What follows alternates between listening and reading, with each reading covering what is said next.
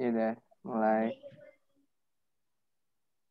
Bismillahirrahmanirrahim. Assalamualaikum warahmatullahi wabarakatuh.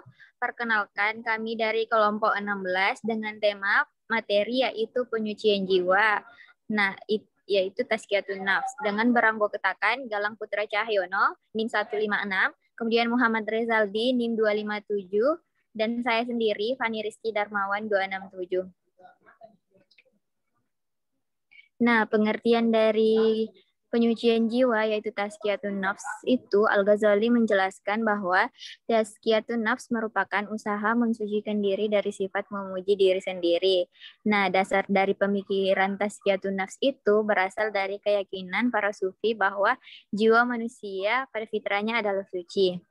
Kemudian menurut Al-Ghazali juga penyucian diri itu yaitu pembersihan diri dari sifat kebuasan, kebinatangan, dan setan yang kemudian mengisi dengan sifat-sifat ketuhanan. Nah, Al-Ghazali menjelaskan tazkiyatun nafs itu dengan istilah taharatun nafs dan imaratun nafs.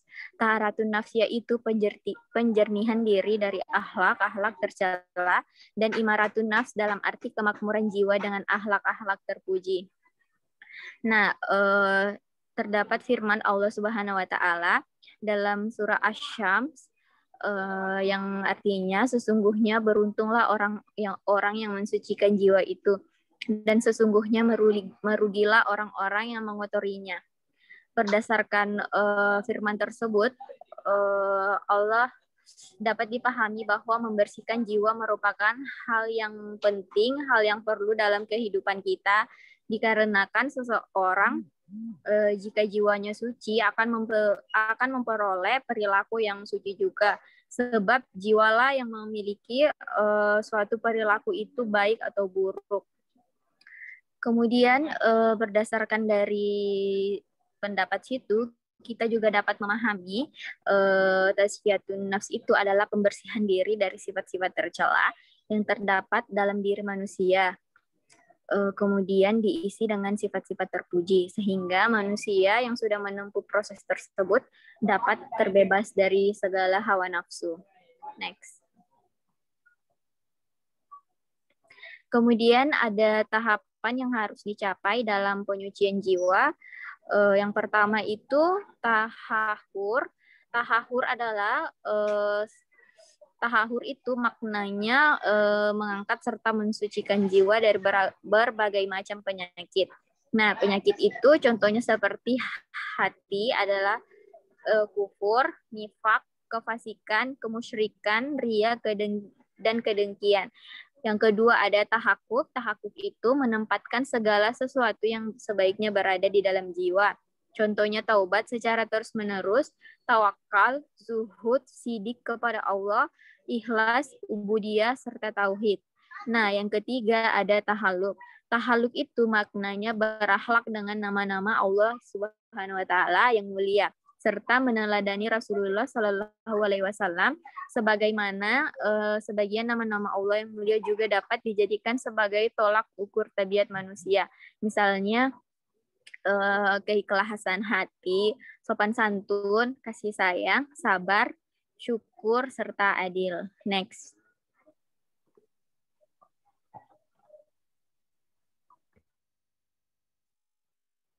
Ciri-ciri orang yang berhasil melakukan tazkiyatun nafs adalah sebagai berikut. Yang pertama adalah khusyuk dalam sholat. Karena sholat yang khusyuk akan memberikan pengaruh dalam mencegah setiap perbuatan yang buruk. Yang kedua adalah menjaga perbuatan dan perkataan. Karena ia menyadari bahwa Allah Subhanahu wa taala sangat murka kepada orang yang mengatakan sesuatu tetapi ia sendiri tidak melakukannya. Yang ketiga adalah menunaikan zakat. Karena zakat dapat membersihkan jiwa dari sifat kikir. Kikir adalah salah satu sifat yang dapat merusak kehidupan umat manusia. Yang keempat adalah menjaga kemaluan. Yang kelima adalah menjaga amanah. Menjaga amanah ada Rasulullah SAW mengingatkan kepada setiap muslim agar selalu menjaga amanah yang diberikan kepadanya. Dan yang keenam adalah menjaga sholat. Cara-cara yang dilakukan Al-Ghazali dalam menyucikan diri jiwa adalah sebagai berikut. 1. musyarakah penetapan syarat-syarat bagi diri sendiri disebut juga dengan musyarakah. Seseorang yang ingin memperbaiki diri harus menentukan ketentuannya pada dirinya sesungguhnya untuk menetapkan kewajibannya dan melakukan amalan yang berfaedah. Yang kedua adalah muraqabah, pengawasan diri dengan kepercayaan bahwa Allah melihat semua yang dilakukan manusia.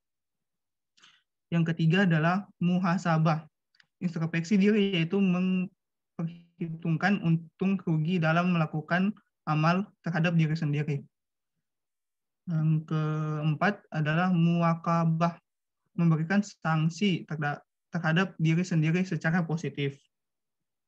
Yang kelima adalah mujahadah, melakukan ibadah dengan sungguh-sungguh. Imam Al-Ghazali menceritakan bahwa di antara sufi ada yang melakukan salat sampai 1000 rakaat sehari, dan ada yang tidak kuat lagi berdiri sehingga terpaksa melakukan salat sambil duduk. Yang keenam adalah muatabah, menyesali dan mengancam diri sendiri karena kekurangan dalam beribadah kepada Allah Subhanahu wa taala.